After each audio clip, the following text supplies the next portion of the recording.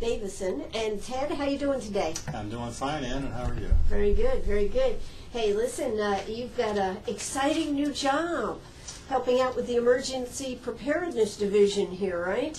Right. Well, the Greenwood County Emergency Management Group was looking for somebody to help with the amateur radio portion of it, and through Pat Patterson, I took that position in May, and have been organizing some people and getting it back to where it should be, and hopefully something we never really have to use here in town, but we'll be ready. Well, you know, that is the question. I'm going to just be, what do we need it for? I mean, we got cell phones, we got computers, we got radios. What do we need this for, Ted? Well, amateur radio is kind of unique in the fact that we don't have to have anything in between two radios. Like your cell phone and my cell phone are actually walkie-talkies. But the only way they work is if my telephone connects to a central switch, because it knows my phone number, and it's going to call your phone number because that central switch also knows your phone number. So we're not talking directly. So if anything happens to that central switch that's in between us, we can't talk. Amateur radio, on the other hand, we have our walkie-talkies, but they talk directly to each other, or our radios talk to each other, so there's no central switch for us. So usually what happens is if there's a big disaster and that central switch goes down or some of the cell towers go down, no one can talk on cell phones. It's happened in the last 7 disasters here that we've had in the last year and a half, and amateur radio has come to the rescue, so to speak, and has taken over for that portion of time to where cell phones can get back on the air, and other radios used in the counties can also get back on the air. Joplin was the big one, right? Joplin was really a bad thing, and the amateur radio guys, I think for almost 3 days, were getting what we call traffic, which is messages from Joplin to other parts of the area that either had problems or needed help, and they really helped out. And it's been an organization that's been going since 1935 on the national level and has helped out in many disasters, whether it's for 2 hours or whether it's for 2 weeks.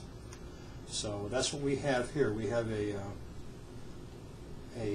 large group of people here in town that if something happened, right now there's about 8 of us that can man our own radios, and we can get our information in and out if that disaster ever comes here, which of course we hope it doesn't. Sure. And I guess kind of like what they do, they have drills and this type of thing. You probably would be having some drills to check and make sure that y'all are up and ready to be able to do that. We actually had one June 6th and 7th, and we made contact with several counties around here, and Greenville, South Carolina, and also nationally. I think we had 2 or 3 contacts nationally too. So it does work. It's something that's practiced a lot, and something that we always need more amateur operators to come in and join the group, because not everybody can help at the same time. So. Sure.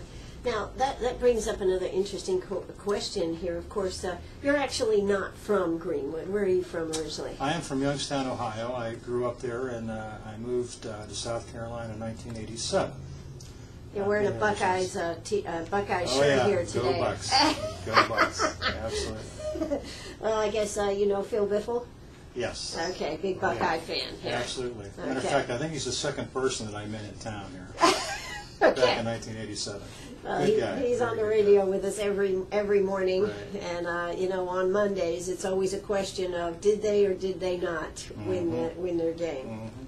But now you of course were I see we're at 6. You got into ham radios. Yeah, my dad found a radio when I was 6, and I listened to shortwave for years and years and years, and I listened to some of the broadcasts from overseas, and I also listened to ham operators. So it's something that I always wanted to do and never really had time to do until about 5 years ago. Then I got interested in it. I did the testing for it, and I passed my tests, so I have my license, and I've been on the air ever since. Are you addicted? Yes, very much so. Very, very much so. It's a great hobby. It really is a great hobby. There's all different things you can do with a hobby, and I do some of them, and I just absolutely have a blast almost every night on the air too. I might add. So you're not sitting there in front of the TV. Some nights if the programming's good, but the programming's lousy. Well, you were telling me 10 o'clock at night, usually till 1 or 2 in the morning. That's about the best time for me to be on the air, right? And you like to talk to European countries? I've got several people in the UK, Sweden, Finland, Holland, Germany, Greece, Italy. There's probably a group of maybe 30 or 40 of us that try to get on about the same time every day, and we just have a blast. And of course, there's probably 15 or 20 people here in the States, and we all get this big group, and as we're talking, there's other people that want to talk to us, so we let them come in, and we get their call signs, and we just have a blast with it. That's pretty neat. Now, what type of things do you talk about? Oh, the weather here in Greenwood. No? Well, sometimes we talk about the weather. Recently, it's been gas prices, because in the UK, if we do the conversions from the pound and from the gallon and everything, right now in the UK for diesel or for petrol, which is gas over there, they pay about $8.50 a gallon for it. $8.50 a gallon. And that's one of the cheaper places over there. There are some countries that you're paying like $12 US for gas, and it's just unbelievable. How do they deal with it? I don't know how they do it. I really don't know how they do it. But that's what they're up against over there. And when I say that I just came from Walmart and I paid $2.98, I just absolutely go bananas about it. Absolutely. So, right. Well, of course, South Carolina actually has one of the lowest gas prices, and of course it all has to do with the taxes, the federal taxes particularly on it. Yeah. So, well, that's amazing. $8, can you imagine? Now, of course, and I'm sure you've heard with all the things going on in Greece and the political stuff and everything, I'm sure they actually have conversations about that too. Yeah, it's something that's not really not really the talk of the town. Sure. Something that you're really not supposed to talk to on the radio, but there's a lot of comments that go on about what's happening in Greece, Italy, the UK, and of course here in America too. And that makes for some lively discussion too. Why are you not supposed to talk about it? Well, it's not really the intent of amateur radio. You know, we're not trying to be politicians or anything, but learning from some of the mistakes that have been made over in Europe. I just hope we don't get to that point over here. Well, that's true. That's one of the things that we keep hearing about, that we're getting very close to. Right. But now, the average age of the ham operator, what would you say the average age is? I just read the other day that I believe it's like 59 years old, or maybe 60 now, and it's a very graying hobby. But our radio club here in town, we have, I believe, about 58 members, and we do have probably about a third of them are younger people now, and it's very good to see that, because amateur radio is something that doesn't cost any money once you buy some of your equipment. You don't have to pay any airtime. You can talk wherever you want to. You can talk to whomever you want to, and it's a very inexpensive hobby once you get past the first part of the equipment. And you know, there's used equipment out there, just like buying a car. You can go buy a brand new car, or you can buy a used car, and it's going to get you from point A to point B. Absolutely. Well, we are here with Ted Davison, and we are going to hear a word from our sponsors. When we come back, we're going to be talking about some of the programs, maybe getting you a little interested in being a ham radio operator, and maybe you want to help out with their emergency systems that they're setting up here. So if you've got a question for Ted, give us a call, 229-7984. That's 229-7984. Did you know this was all going on right here in Greenwood? Hey, I'm Ann Eller. We'll be right back. That's right. We're right back here at Sharp Facets Gallery this afternoon, having a good time talking to Ted Davison. He is now in charge of the ham operators for the emergency management division, and you know, it's kind of amazing because you wouldn't think that that would be what we would need, but in times of emergency, cell phones, computers, electricity, all these things can be knocked out. But guess what? A ham operator can still get the word out. And Ted, I wanted to ask you, why do they call them ham operators? You know, that's been one of those questions that nobody can really answer. There's 7 or 8 different stories out, and I really... Is there one that you like? One version that you've heard that you like? Well, no, really. Really? No. Okay. No, it's just one thing that came up, and everybody tries to figure out how it got that name. And I'm sure there's somebody out there that really knows that story. But every time that question is brought up, whether it's on the internet or whatever, there's 7 or 8 different stories, and no one really knows for sure. But it's been around for a long, long time. Oh, okay.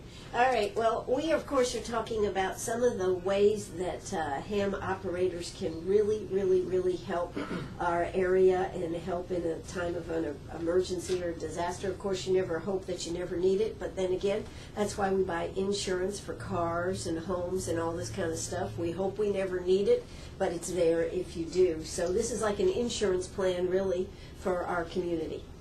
Exactly, and I think if you think of your home fire extinguisher that's in your kitchen, you bought it, you know it's there. Hopefully, you do check it once in a while, and you might never have to pull the pin and put a fire out in your house, but you know it's there.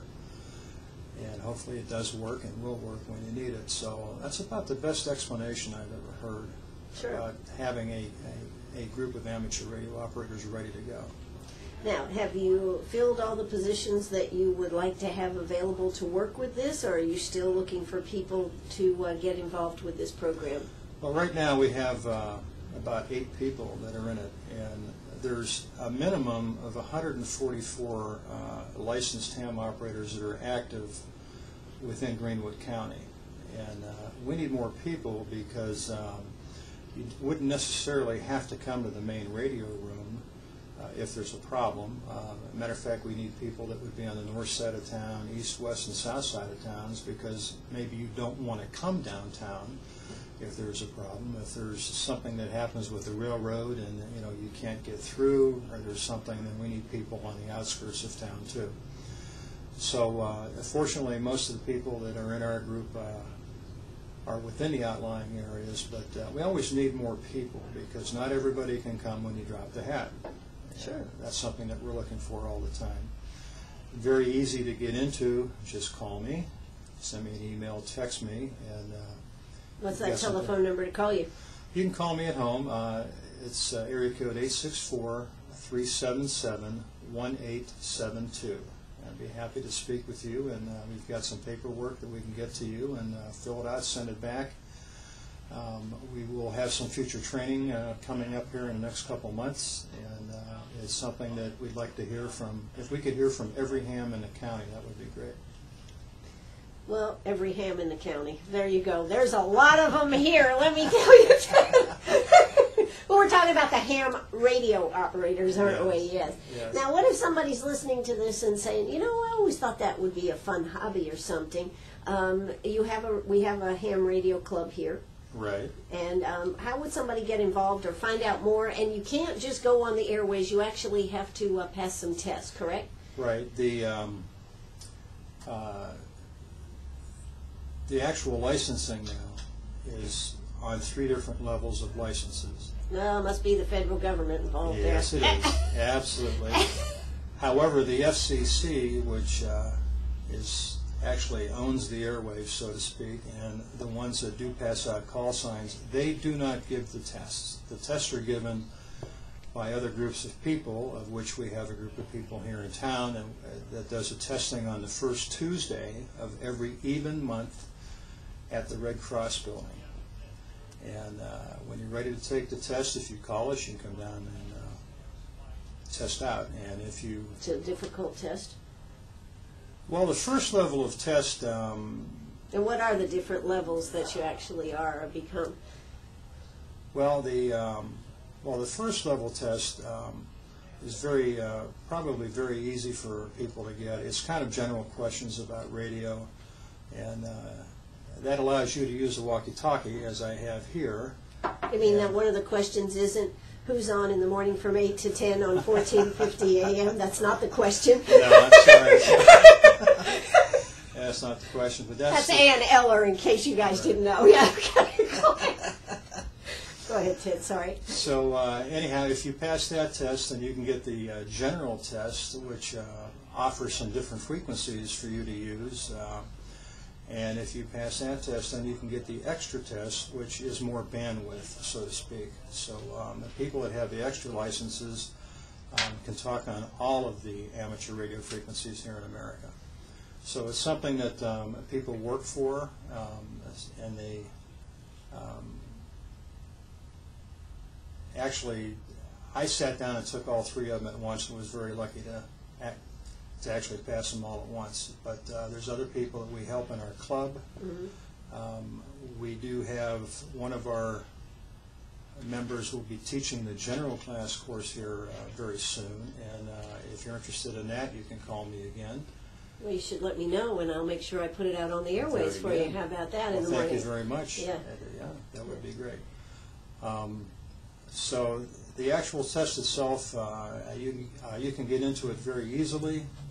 Doesn't cost a lot of money. For matter of fact, there's some imported radios now that you can hold in your hand that are like $75, and that would allow you to get on the air.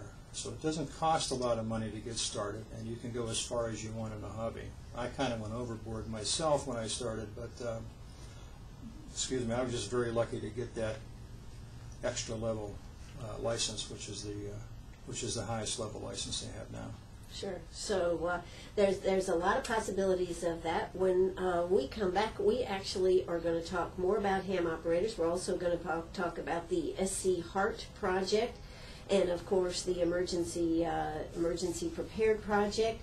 And I want to talk about the 100 years of amateur radio licensing that actually happened back on 1912. That's August 17th coming up. We're going to talk some about that, and of course that ties in real well with where we were yesterday down at the South Carolina State Museum, right there for the Titanic exhibit. I understand you took your granddaughters down there the other day, and you were amazed that they wanted to stay there all day. Oh, absolutely. They had a great time. Absolutely great time. Highly recommend it. Yeah, so, and there's so much more than the Titanic. I mean, that museum is just packed. 4 floors. Yeah, and so if you'd like a fun place to go, and hey, we did come back with some general admission tickets that we're going to be able to give away for Giveaway Friday.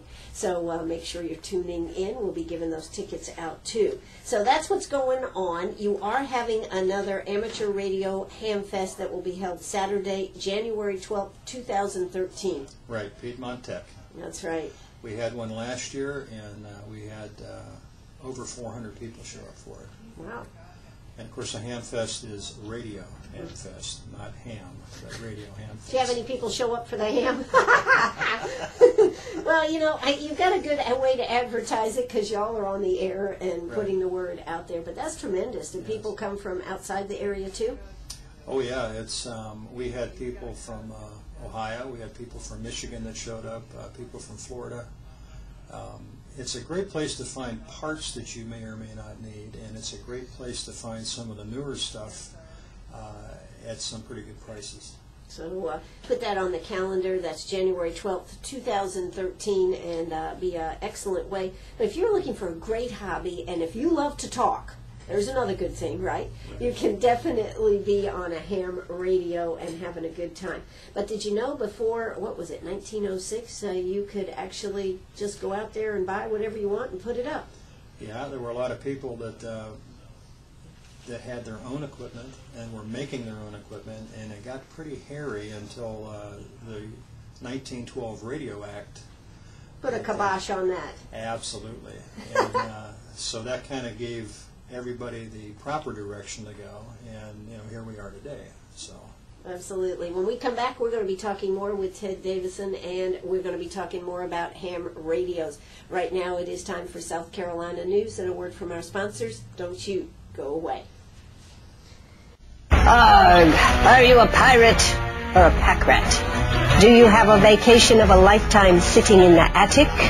or a college tuition hung on a wall, or is a fabulous retirement hidden in your jewelry box? Bring those items to Sharp Facets Gallery. We can establish value and buy from you or sell for you. And so ends another chapter at Sharp Facets Gallery, 72 Bypass, and on the web, sharpfacets.com. We are right back here at Sharp Facets Gallery. Yes, I am Ann Eller. Yes, I have Ted Davison. He is actually chairman of the Greenwood Amateur Radio Society, and he's also working with the Emergency Preparedness Division to make sure we are covered in case of an emergency. You know, that's one thing you really like about Greenwood and the surrounding areas is that they do what's necessary to make sure that everything, all our bases are covered, and that's actually should be a very comforting thing. Yeah, it's something that, that's why we need as many ham operators as we can. And if I may correct you, I'm the treasurer of the club. Treasurer? Oh, okay. Chairman of the Ham Fest. So. Oh, chairman just of the Ham Fest? Of the Ham Fest, yeah. Okay, where you guys get together and eat a lot of ham. Yeah, exactly. That's right. Okay, all right. But it's an excellent organization here. Now, do the Greenwood Amateur Radio Society, does it meet any particular time? Or? Yeah, we meet the third Monday of every month at 7 o'clock at the Turner House, which is on Bailey Circle. Sure, okay. And that's actually behind the old library. Right. We just had our meeting last Monday, and we are making plans for the Hamfest coming up. And we now have our own little book library that we have in the club with some books that were donated and some different books that we've purchased, so that somebody wants to make an antenna, we've got books for that. And it's more or less a very diverse group of people. There's people that like to do different things in amateur radio. We've got people that like to talk through satellites. We have people that like to do contesting, which is a way to pick up points by using your radio talking to different parts of the world. There's people that like to talk on walkie-talkies all the time, and there's something for everybody right now. That's cool. That's cool. Yeah, it is. So if you'd like more information about any of the stuff we're talking about, of course, you can call Ted 377-1872. That's 377-1872. And if you're on, now what's your handle if somebody wanted to get in touch with you on the ham radio here? Okay, if they do want to get me on the ham radio, my call sign is AI4WN. And our radio club website is w4gwd.org. We're also on Facebook at Greenwood ARS, and that's one of our new things that we're doing now. And if you see anybody driving down a road around town that has an amateur radio license on their car, on their license plate, or has a big antenna on their car, stop them and ask them. We'd be happy to talk to you. All right. So you're saying you guys like to add people to your group. It's not exclusive. Exactly. Well, that's pretty cool. That's pretty cool. Now, we were talking about how many, off the air, we were talking about how many people are on ham radios here in the United States, and then how many in Japan. It's phenomenal numbers. Let's just talk about that a little bit. Okay. Well, the last numbers that I read, in America, there are 700,000 licenses that are in America. Now, that doesn't mean that everybody talks on a radio at the same time. Some of those licenses may or may not be active, but in Japan, the last census out of Japan was 2 million licenses in Japan. Wow, 2 million! It is a very popular hobby in Japan. The Japanese people kind of see it like I do at times. There's no monthly cost to talk on the radio. Mm-hmm. You don't have to pay your cell phone bill. You don't have to be on a DSL line. Once you buy the equipment, the rest of it's free. But the Japanese have really gone gung-ho on it, so to speak. And matter of fact, most of these radios are made in Japan now. But they are very, very adamant, and it's a very, very big hobby over in Japan. So when they had the tsunami and everything over there, I guess that was very helpful in keeping them all connected. Absolutely. There was probably all of the 2 million people over there that have licenses were on talking. I mean, it was very, very good information being passed, sometimes better than what they were hearing from their press people, and they did a very good job of handling that. Oh, terrific. All right, so as you can see, this is a big, fun hobby. You've got so many different aspects of it. Now, you were telling me that even some people are doing video over the airwaves with this. Yes, you can. You can transmit TV images over the air. There's a whole group of people that do that. Of course, there's a lot of hams like to use Morse code. There's some. Oh, come on! Isn't Morse code dead? What are you talking about? Bam, bam, bam, bam, bam, bam, bam, bam. Hey, that's good. That's close. Very, very close. Okay. Actually, code. Code is something that it doesn't take a lot of power to use code, and that's why a lot of people use it. You can get into it without all the expense. And it also gets through. It gets through the static that's there, and sometimes goes much, much further than voice does. And we have some new stuff out there, digital stuff that's out now. And a lot of the younger people seem to be using that. And The digital stuff, yes. Mm-hmm. And it's just becoming very, very popular. And like I said, there's no cell phone bill to pay. There's no monthly charge to be a ham operator. But you do have to be registered ham operator. You have to be licensed, yes. Right, because the airwaves are everybody's airwaves, right? Right. Yeah, kind of like driving a car, huh? Exactly. Got to follow the rules and regulations. Yeah. One of the things that interested me was the 100 Years of Amateur Radio Licensing. They had the Radio Act of 1912. Now, before that, though, tell us a little bit about the Wild West days of ham radio. Well, actually, there were several people that had been experimenting with wireless back in the late 1800s. And in 1901, Mr. Marconi was the first one to have achieved sending a message from the UK to Canada. And it wasn't quite documented very well. So in 1902, he got on a ship and left the UK, sailing towards Canada, and was picking up messages from his transmitter in the UK all the way over. Now, was this Morse code, or this was all Morse code? Right? Okay, yeah. All Morse code. I don't believe voice came on the air until the late 20s or so, because actually what they were doing, they had very, very large generators making very, very big sparks, and they were actually transmitting static and receiving static, and that's how it got.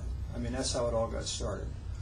And then by 1912, there were so many people doing it as a hobby that that's why Congress at that time came out and said, "This is what we're going to do. This, this part of the radio spectrum you cannot talk on.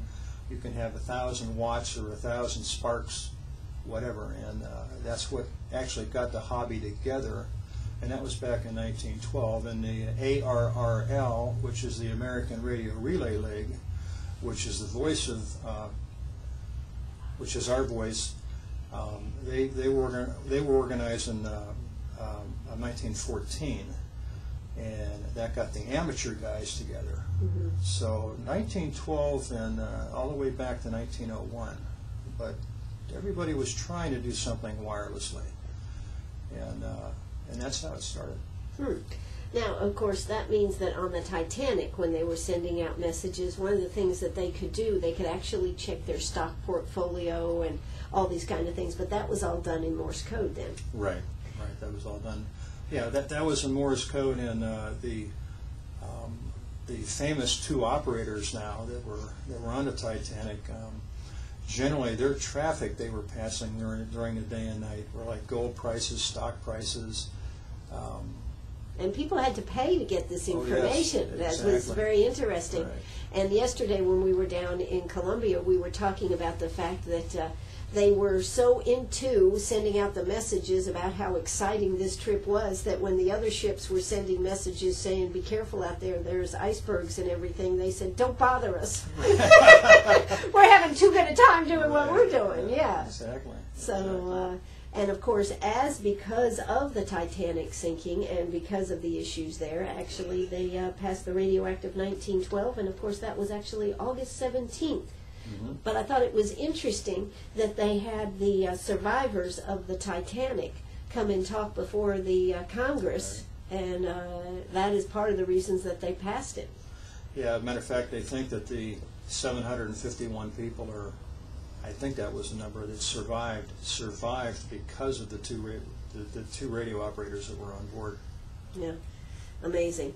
So we are here at Sharp Facets Gallery. We are talking with Ted Davison. He is into this stuff, folks, and maybe you'd like to get into this ham radio business. Maybe you'd like to help out in case of an emergency, or maybe you'd just like to learn a little more about how to get your license and be able to get started. It's a fascinating hobby, one that's been around for a long time, and as Ted likes to say, it's the cheap way to go. Mm-hmm. Yeah, that's not exactly what you said, but that's what you mean. Hey, I'm Ann Eller. We'll be back in just a moment. Oh, that's right. We're right back here at Sharp Facets Gallery. Hey, yes, I'm Ann Eller. Yes, I'm here with Ted Davison. Do you know the ham radios even have a a Facebook page?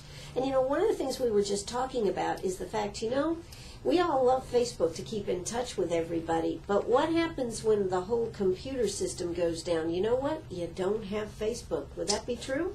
Absolutely right. So if you are thinking you're covered because you're on Facebook and you would be able to get a hold of family and friends, might not be so. No, it's that central switch. Everybody's got to go through that central switch. And if that's down, Facebook isn't going to work. That's right. So you got to think about these things, and you got to think about maybe you want to be connected with ham radios people. They've got a great club. Let's go through some more information on how people can get in touch or be part of the club or the website. What you got there, Ted? Okay. Well, the W4GWD.org is our website, and our new Facebook that's been out here for a couple days is Greenwood ARS, which is Amateur Radio Society. And matter of fact, I just checked it today. Looks very good, and I have to thank Adam Shirley for that. He's kind of our whiz kid, and he did a very good job. He's a younger guy, right? Younger guy, yeah. See, it takes all kinds to make this come together. It does. That's yes, right. It does. And you know, that's one thing you hate to see, that so many young people would probably really love this if they ever got a taste of it. Yeah, it's something that... yeah, how about your granddaughters? Have they been involved in it at all? I've got one that I think likes to look at the radio and wants to... maybe I can get her to talk on the radio, but you know, mostly they're texting. Yeah. And that seems to be what. But texting would be gone, wouldn't it? If we had a massive outage, a massive problem, that would be gone. Texting would be gone too. Yes. So you would be pretty popular. You would be a pretty popular guy if we had if we had computers down. Imagine how frustrating it would be. You know, just when they're down for just 2 or 3 hours. Oh, I know. How frustrated you can get. Imagine that being a day or 2 days or 3 days. Who knows? Right. And if you have people that are hurt, if you need hospital supplies, if you need other stuff, and you can't get the word out, it's going to be a bad situation. Absolutely. Now, speaking of the hospital, there is the South Carolina Healthcare Amateur Radio Team, SC Heart. Tell us a little bit more about that. Now, you're all connected, and you actually have an office in the hospital. Right. Safe room or... Right. We do have in the hospital locally here, the radio room that we have at the hospital is very similar to the one that we have in the basement here at the courthouse. So we actually have 2 different radio rooms. So we're training people not only to operate the courthouse radio room, but to operate over at the hospital. And there is 70 hospitals in South Carolina that are all connected by radio. And there's a test done every Thursday that goes on to be sure everybody can get online, or I should say on air, and that's done every Thursday. And if something happens here in town that maybe half the hospital gets broken or something happens to half the hospital, we can use that radio room to contact other hospitals in the area and say, we need oxygen tanks, we need medicines, we need this and that. And this is something that's fairly new. It's been going on for a couple of years, and it's a very, very nice network, and it is tested all the time, so hopefully we never have to use that either. But we need volunteers for this radio service, too. You know, now one of the things you were telling me is that just like when you are a volunteer at the hospital, this comes under that volunteer program. Correct. So any of the training or the things you have to sit through and go through are the Correct. same things to be part of that program, correct? Correct. That is correct. And there's, it is a hospital policy, and if you become a hospital volunteer, of which I've been one now for about 3 years, there are other stuff you can do in a hospital too. Sure. But if you are an amateur radio operator and you would like to be involved with this, I'd love to hear from you. Sure. So, and again, Ted's telephone number is 377-1872. That's 377-1872. Now, if somebody started down the road to becoming a ham operator today, how long would it take them to become licensed? I've seen people do it in a one-day seminar. Wow. Of which we have tested large groups of people who have gone in at 9 o'clock in the morning, and they've been lectured, and they have a lunch break, they come back, they've been lectured again, and they take the test and they pass. And I'll tell you what, the teachers are just absolutely phenomenal, and that will get you the first license in your path to being a ham operator, and that can be done in one day. And oftentimes people don't have that opportunity. I would say if you got the book and you studied and looked at it for 2 months, you'd be ready to come down and take a test with us on the first Monday of every even month at the Red Cross building at 7 o'clock. Okay. So I guess, do you work with the Red Cross too then? I would presume there's some connection there if you're taking the testing. Yes, we have, matter of fact, one of our younger members who did his Eagle Scout project had raised money, and we do have a radio in the Red Cross building that is used for amateur radio. Wow. And he got the whole project done. Wow. What's his name? Do you remember? Henry, I can't remember his first name. I'm so sorry. Oh, okay. Mr. Henry. Mr. Henry. Well, still, that is pretty cool to go out and do that and follow that all the way through. That's the way Eagle Scouts. Great job. Oh, yeah. Yeah, excellent. All right, well, we have been here talking about all the things that you can do on your own for a fun hobby, but also if you'd like to be involved in emergency situations, whether it's through the hospital or through our emergency preparedness division right here in Greenwood County, this would be a phenomenal experience for you and make you invaluable during a disaster. And yet when there's not a disaster, there's so many fun things you can do on it. And it's Nelson Henry. Thank you very much. Nelson Henry. Okay. Well, Nelson Henry, Eagle Scout, congratulations to you. That's very good. Absolutely. You know, there's so many of our young people are doing such phenomenal things. Yes, they are. And what we need, though, is more young people getting involved in the ham radios because it is the one vital link that will not be broken. Wouldn't that be fair to say? Absolutely. And so, you know, as we talk about terrorism and we talk about some of the things that could happen out there, oh, you know, just recently they've been talking about the GPS and how they could take over that, the drones that they're talking about. Ham radios would still be there. Right. We are there, batteries in hand, the radios in hand, antenna in hand. We can get the signal through. So this is really, really important stuff. So how about make sure you contact Ted, 377-1872. Now your website again? Is w4gwd.org, or on Facebook, Greenwood ARS on Facebook. Absolutely. So check them out there, see about getting involved. If you've ever had any experience with it. Now, how long is a license good for? 10 years. 10 years. Now, if you have let your license lapse, maybe you did it 20 years ago and you kind of got away from it. You have a 2-year grace period after it's expired. Okay. So hopefully you would have renewed it beforehand, which doesn't cost any money, by the way. Okay. And other than that, you would just have to review and take the test again. Right. Okay.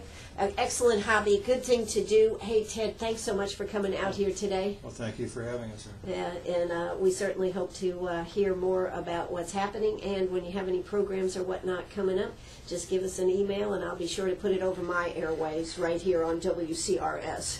Thank you. All right. Well, listen, we are almost out of time here, but this has been a fascinating subject, and I certainly hope everybody has learned a lot. You know, right now it is 91 degrees out there, 91 degrees in our fair city, so warmed up, and of course looks like we might end up with a, I don't know, we might end up with a thunder shower. They're talking about partly to mainly cloudy tonight with scattered thunderstorms, so be prepared. Hey, I'm going to give it up and let Timeless Cool take on. Ted, thanks so much for being here today. Thank you, Anna. Appreciate it. This is WCRS right here in Greenwood.